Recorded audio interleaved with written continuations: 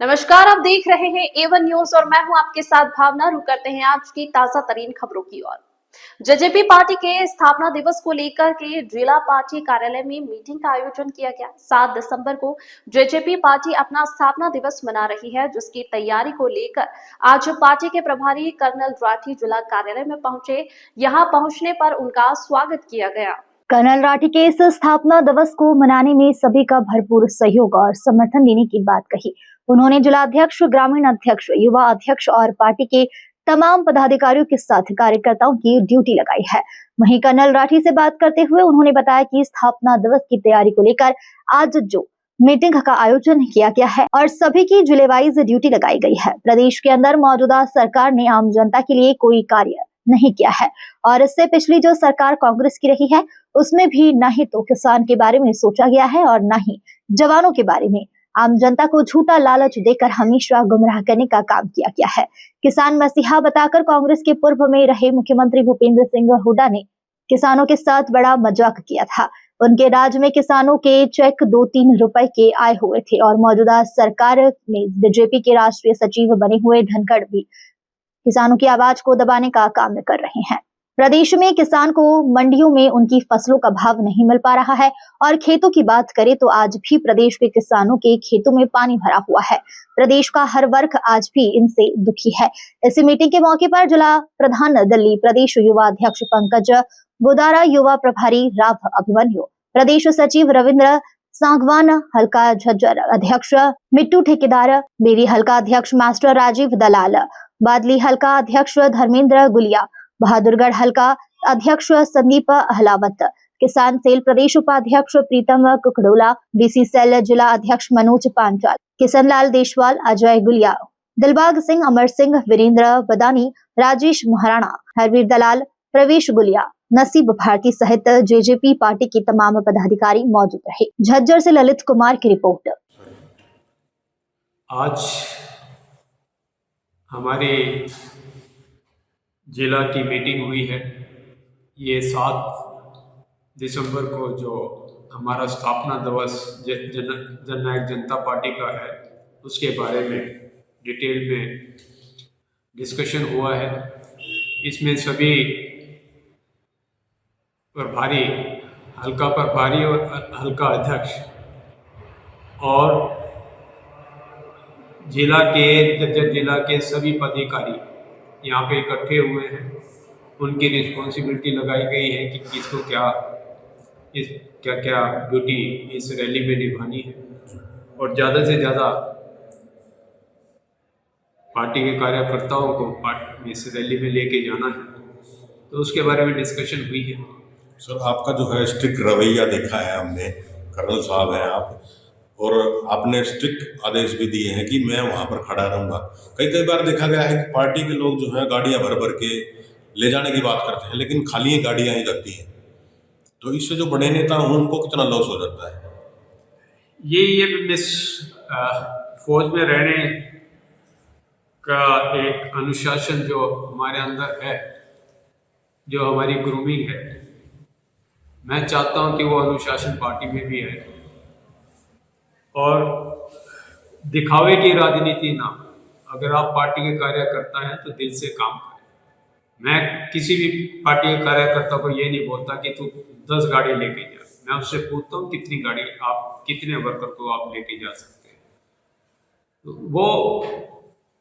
वो चीज़ मैं जो एक ने वादा किया है, सच्चा पार्टी का कार्यकर्ता वही होता है जो अपना वादा पार्टी के लिए निभाए। और मैं ये इंश्योर करता हूँ कि उसको अगर जब तक मैं उसको चेक नहीं करूँगा तो आपको पता है राजनीति में कैसे राजनीति चलती है, कैसे कैसे लोग आते हैं जो दिखावा करने वाले होते हैं, वो ऊपर चले जाते हैं। जो पार्टी का कार्यकर्ता है, जो मेहनत करता है, वो रह जाता है। पर मेरे उसमें नहीं होगा। मेरे हर कार्यकर्ता को उसका जस्टिस मिलेगा और ये बात मैं ऊपर तक पहुंचाऊंगा और उसका जो पार्टी में काम करेगा उसका पूरा मान सम्मान वो करेगा। सर, वो आपकी निगाहों में है कि पार्टी का जो कार्यकर्ता है वो पार्टी के साथ चलेगा, उसको मैं भी साथ लेकर के चलूँगा। लेकिन कहीं कहीं देखा गया है कि पार्टी का जो आम वर्कर है वो अपनी बात अगर गांव के अंदर रखता है किसी मौजूद आदमी के, उसको जो है काफ़ी बातें सुनने को मिलती हैं कि आपकी पार्टी का कोई वजूद नहीं है, कोई अस्तित्व नहीं है। उसमें आप किस तरह से किन लोगों को दोषी मानते हैं? ऐसे पार्टी का वजूद नहीं है। देखिए, वजूद तो हमारा 3 साल पहले भी नहीं था, ठीक नहीं, 8 साल पहले भी नहीं था, और 3 महीने में 10 MLA भी आ गए। ये तो राजनीति ऊपर नीचे चलती रहती है। वजूद तो आप छोड़ दीजिए, राजनीति में आप किसी को भी राइट ऑफ नहीं कर सकते। ये तो वक्त की बात होती है, लहर होती है, अफवाहें होती हैं, बाकी कई चीज़ें होती हैं राजनीति में जो प्ले करती है। बाकी जहाँ तक बात है अपना पार्टी के बारे में, हम क्या बताएं लोगों को। देखिए, मैं तो ये कहता हूँ ये पार्टी जो है ताऊ देवीलाल की पार्टी, और ताऊ देवीलाल किसानों का, मजदूरों का, ठीक है, इनका मसीह था। आज जो हालात हैं किसानों के, किसी से छुपे हुए नहीं है। देश में क्या है, उनके पास कोई जमीन बाकी बची नहीं है। डॉक्टर का लड़का डॉक्टर बनता है, वकील का लड़का वकील बनता है, राजनेता का लड़का राजनेता बनता है, पर किसान का लड़का किसान नहीं बनना चाहता। क्यों? क्योंकि उसने देखा अपने बाप कि इतनी मेहनत करता है सवेरे से शाम तक, सर्दी में फुवाड़ी लेके वो, ठीक है, पानी के लिए गया हुआ है रात को। ये बहुत टफ लाइफ है, और उसे बदतक के लिए तो उसने वो देखा है, तो वो नहीं बनना चाहता किसान, वो कोई और ऑप्शन देखना चाहता है। दूसरा, किसान के बच्चों के लिए ऑप्शन थी फौज। 90% जो फौज है हमारी, उसमें किसान के बच्चे हैं। और आज ये हाल है, अभी अग्निवीर शुरू हो गया, अब उनके लिए, ठीक है, वो नौकरी भी नहीं रही। और आपको मैं लेटेस्ट बता देता हूँ, अभी फौज में रोबोट आ रहे हैं, रोबोट लड़ाई लड़ेंगे। चाइना ने तो शुरू कर दिया। उस पर भरोसा हो सकता है? ठीक है, भरोसा हो, अग्निवीर पे भरोसा हो सकता है। वही तो बात है। ठीक है, देश की सिक्योरिटी कोई टेम्परेरी नहीं होती, वो दिल से होती है। वो 3 साल के लिए आएगा क्या, ठीक है। तो अभी अग्निवीर की भी नौकरी नहीं रही। ये तो बीजेपी सरकार जो है और कांग्रेस सरकार, इन्होंने केवल वोट के लिए राजनीति करी है। बीजेपी तो सारे आम एंटी किसान, उनकी पॉलिसी है, पूरा दिख रहा है सबको। और किसान में उससे दूर है, इसीलिए किसान दूर है, तो उसको, किसान को वो खत्म कर देगा। अभी उसके बच्चों के लिए नौकरी नहीं रही, ठीक है, जमीन में कुछ बचता नहीं, अभी क्या करेगा? मर्द आदमी क्या नहीं करता, अभी वो अपनी जमीनें बेचेगा, जमीन बेच के जाएगा। यही वो चाहते हैं बीजेपी वाले, कि वो जमीन लेके फिर दानियां पानी को देंगे। जिस प्रकार, ठीक है, झज्जर में आपको, ठीक है, हुड्डा जी ने किस भाव पे जमीनें किसानों की अदानी को दी थी, जो किले का भाव था आज वो गज का भाव है। तो इस प्रकार की जो राजनीति है एंटी जैसे, तो वो जननायक जनता पार्टी की जो सोच है वो यही है कि किसानों की, मजदूरों की, हम मजदूरों की पार्टी, हम ताऊ देवीलाल का खून है, उनका DNA है। और जिस तरह किसानों के लिए दुश्मन ने किया अपने राज्य में, तो वो सबके आगे अभी लोग याद कर रहे हैं। जितना उन किसानों के बच्चों के लिए 75% रिजर्वेशन, अगर किसी ने, पूरे देश में किसी ने ये मुहिम चलाई और जिसने लेके भी आया, ठीक है, करवाया भी, वो भी दुष्यंत ही था। ये लोग याद करेंगे। वो एक कहावत है कि the most painful thing in life is to understand a man when he is no more with you.